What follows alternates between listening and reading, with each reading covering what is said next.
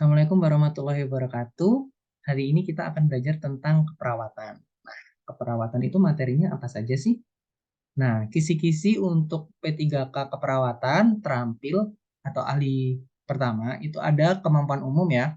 Kemampuan umumnya kurang lebih ada komunikasi terapeutik dan komunikasi dengan klien, support kepatuhan fasilitasi kebutuhan spiritual pada kondisi kehilangan, konsultasi keperawatan dan kolaborasi dengan dokter, kemampuan sukarelawan dalam masalah kesehatan masyarakat, evaluasi tindakan keperawatan pada individu dan pendokumentasian tindakan keperawatan. Selain itu ada kemampuan khususnya yaitu pengkajian keperawatan dasar dan lanjutan, kajian keperawatan dasar pada masyarakat, konsultasi data keperawatan, diagnosis keperawatan, prioritas diagnosis keperawatan dan masalah keperawatan, rencana tindakan keperawatan pada individu, keluarga, dan kelompok masyarakat, intervensi keperawatan spesifik yang kompleks, dan perawatan luka.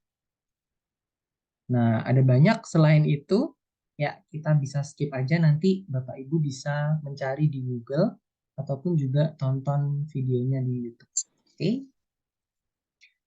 Salah. Oke, kita coba soal yang pertama ya. Tahapan yang tepat dalam proses keperawatan keluarga. Kata kuncinya adalah keperawatan keluarga adalah A. Pengkajian perencanaan diagnosa pelaksanaan evaluasi. B. Diagnosa dulu, pengkajian perencanaan pelaksanaan evaluasi. C. Pengkajian diagnosa perencanaan pelaksanaan evaluasi. D. Perencanaan diagnosa pengkajian pelaksanaan evaluasi. Atau yang terakhir, diagnosa pengkajian perencanaan pelaksanaan dan evaluasi. Yang benar mana Bapak Ibu? Boleh di kolom chat atau open mic jawabannya menurut Bapak Ibu yang benar.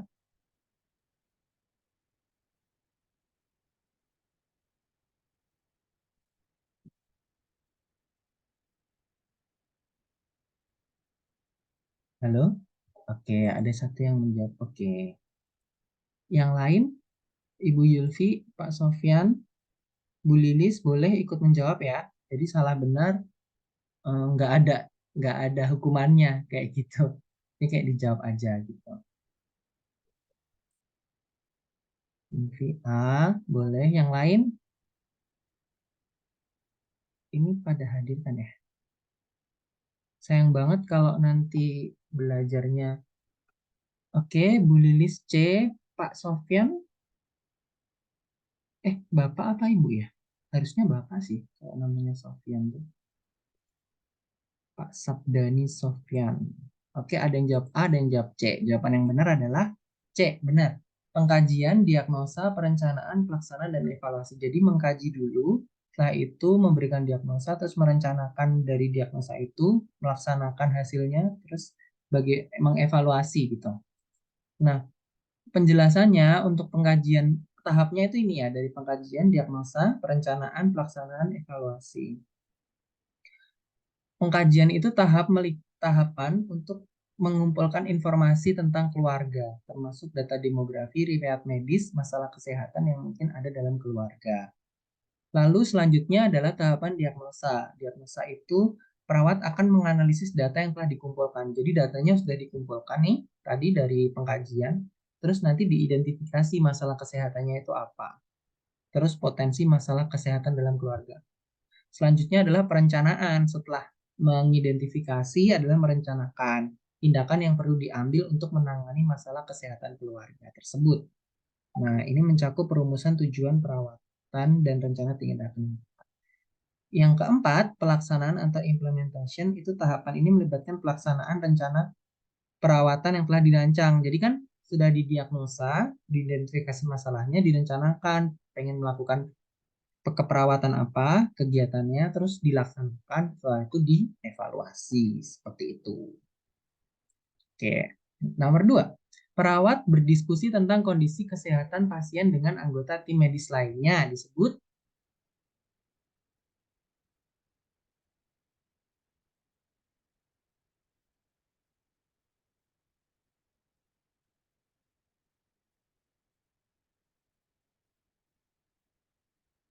Oke, benar ya, jawabannya adalah kolaborator. Jadi, karena ya jelas ya, dia berdiskusi dengan teman sejawatnya atau anggota tim medis lainnya seperti dokter, apoteker, seperti itu. Nah, perawat bekerjasama dengan anggota tim lain untuk membahas kondisi pasien. Itu disebut kolaborasi. kolaborasi atau kolaborator ya. Soal nomor 3. Wanita usia 37 tahun dirawat dengan keluhan nyeri pada lengan kanan akibat luka bakar setelah terkena air panas. Dari hasil pengkajian diperoleh data pasien mengalami luka bakar derajat 1, TD 120/80, nadi 100 kali per menit, suhu 37 derajat Celcius. Terus ada keterangan ini, apa yang harus dilakukan oleh perawat pada kasus tersebut?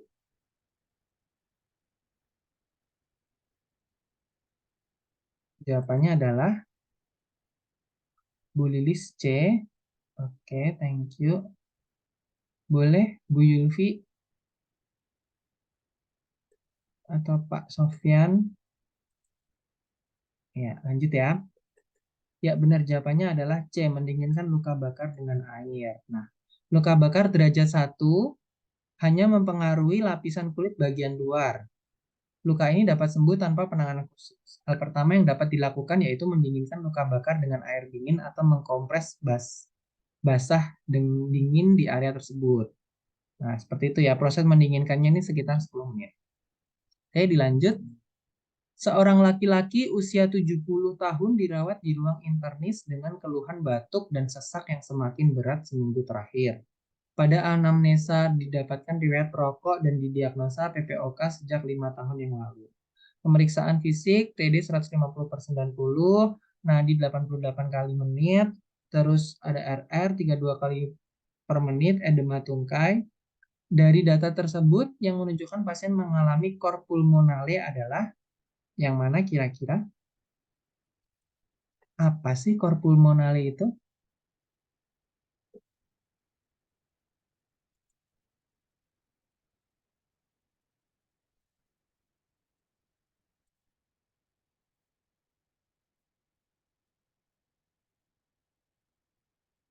Oke,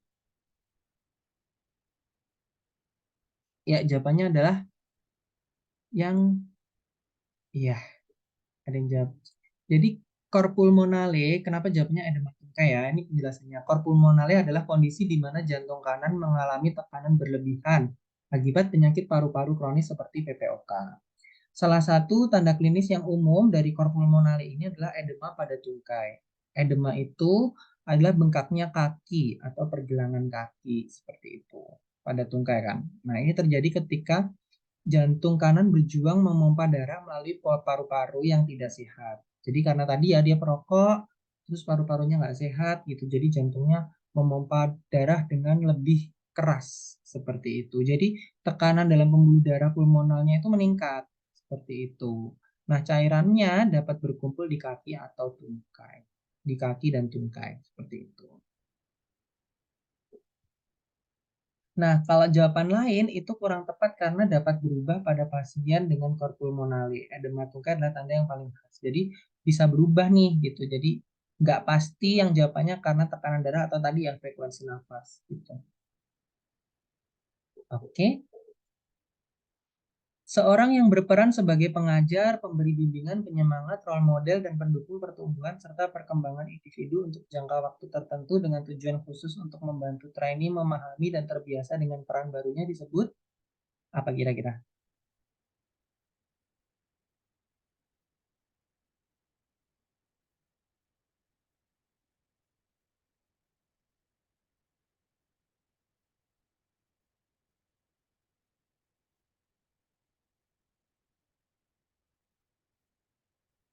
Oke, mantap. Tiga yang jawab.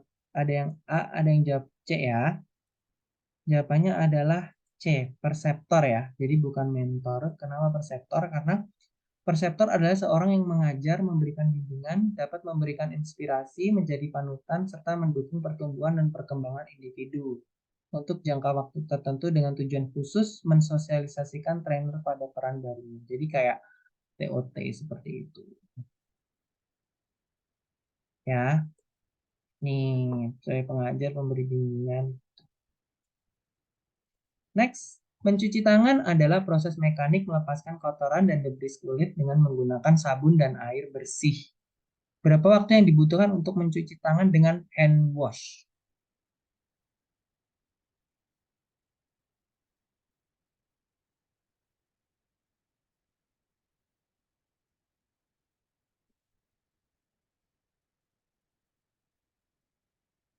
Oke, Kak Yulfi dan Kak Adi menjawab E. Oke, yang lain boleh ya? Yap, benar jawabannya 40-60 detik. Kenapa? Nah, karena kalau dengan hand wash itu 40-60 detik, kalau dengan hand rub itu 20-30 detik ya, Pak Sofyan ya. Bukan 50-60 detik, 40-60 detik. Nah, eh, dengan mengikuti semua langkah, terbukti efektif membunuh kuman penyakit. Lanjut. Nah, ini soal berikutnya. Seorang laki-laki umur 50 tahun dirawat dengan keluhan lemah, haus. Pada pemeriksaan fisik didapatkan TD, tekanan darah 80/65, nadi 120 kali per menit, lemah dan dalam, muntah, mukosa mulut kering, turgor menurun, kesadaran apatis, kulit dingin, mata cekung, BB 50 kg. Berdasarkan hasil pemeriksaan laboratorium didapatkan kalium 2,9 dan natriumnya 123. Apakah masalah keperawatan utama pasien tersebut? Apa Bapak Ibu? Oke, jawabannya pada B. Oke, coba ya kita kunci. Yap, benar. Jawabannya adalah B atau kekurangan volume cairan. Nah, kelihatan ya karena gejala-gejalanya tadi tuh indikasinya tuh dehidrasi dari ke tekanan darahnya yang seperti ini, denyut nadinya lemah, terus mulut kering kayak gitu kan, mata cekung, berat badannya rendah. Terus kadar natriumnya juga rendah, jadi dia tuh kekurangan air seperti itu. Eh, salah, salah, salah. Maaf. Seperti itu ya. Jadi dehidrasi. Kita lanjut. Seorang Gojek, bapak-bapak Gojek, 21 tahun dirawat di ruang perawatan bedah dengan keluhan nyeri pinggang pasca mengalami kecelakaan 2 minggu yang lalu. Nyeri dirasakan memberat saat berubah posisi ke duduk dan menjalar hingga ke lutut. Skala nyeri adalah 5. Hasil pengkajian secara umum didapatkan pasien sering mengalami kesemutan pada tungkai. Kekuatan otot menurun, TB-nya seperti ini, frekuensi nafas seperti ini, pasien juga mengalami gangguan BAB dan BAK, buang air besar, buang air kecil. Apa masalah keperawatan prioritas pada kasus pasien tersebut? Ya, tadi sudah kelihatan ya. Tapi nggak apa-apa. Kita coba bahas ya. Benar jawabannya nyeri akut. Kenapa? Karena nyeri akut tuh muncul tiba-tiba atau baru-baru ini yang disebut biasanya akibatnya tuh cedera atau penyakit. Nah, gejalanya untuk nyeri ini adalah nyeri pinggang yang memberat dan susah ini dari duduk untuk berubah posisi dari jadi duduk itu susah gitu dan skala nyerinya tuh 5. Itu nyeri akut. Next. Seorang wanita berusia 45 tahun dirawat dengan keluhan nyeri dan bengkak pada area lutut yang sakit saat digerakkan dan sulit untuk berjalan. Perawat sedang memberikan pendidikan kesehatan terkait jenis makanan yang perlu dibatasi oleh pasien. Diagnosa pasien ini, wanita 45 tahun ini adalah artritis gout. Manakah jenis makanan yang perlu dibatasi? Apa kira-kira?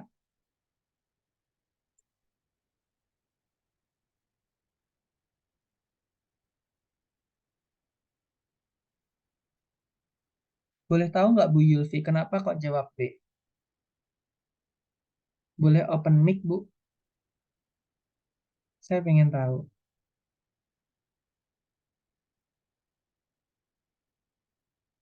Bu Lilis, coba jawabannya apa dan Pak Sofian masih ada nggak? Gimana Bu Yulfi? Ada ide kenapa jawabannya B yang benar?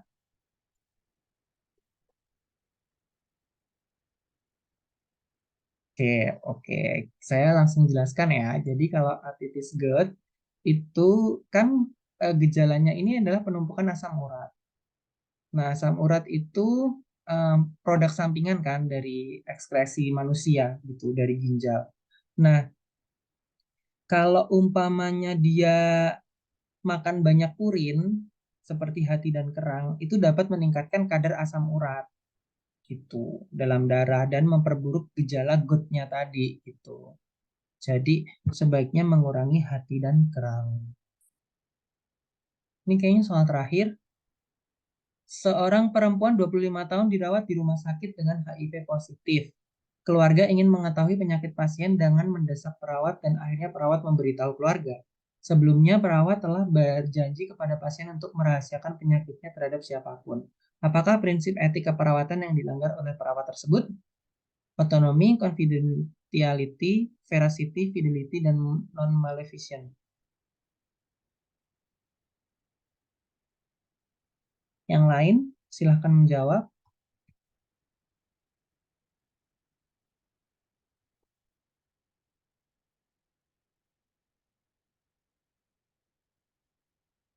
Oke, tepat sekali. Ada yang jawab D ya. Benar, jawabannya adalah fidelity. Fidelity itu adalah eh, menghargai janji dan komitmennya.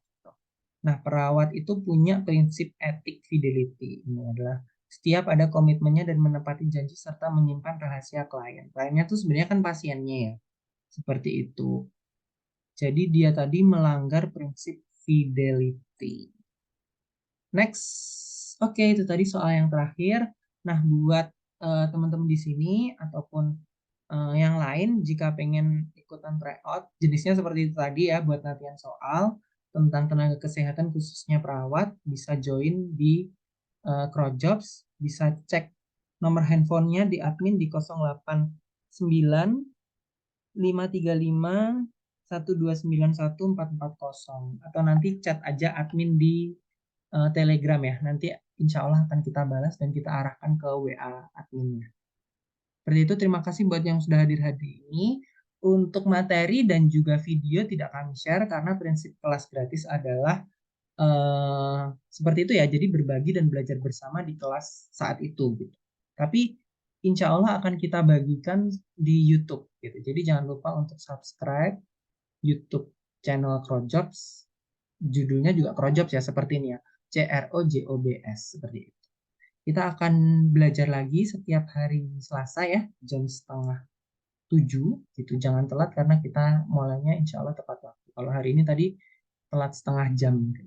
Dah, itu aja. Terima kasih buat perhatiannya.